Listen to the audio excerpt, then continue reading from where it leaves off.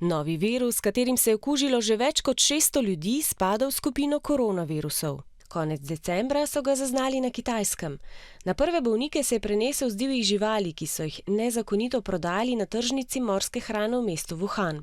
Sprva se je prenašal le živali na ljudi, zdaj pa se prek dihal širi tudi s človeka na človeka. Okuženi imajo visoko vročino, težave s pljuči in kašljajo. Nekateri hudo bolni in oslabeli so zaradi virusa umrli. Ker je virus nov, trenutno zanj še ni ne cepiva, ne zdravil.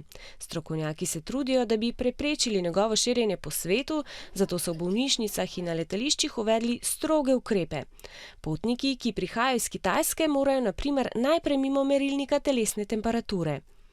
Tako imenovani kitajski koronavirus se je pojavil v nekaterih okoliških državah, pa tudi pri bolniku, ki je potoval iz Kitajske v ZDA.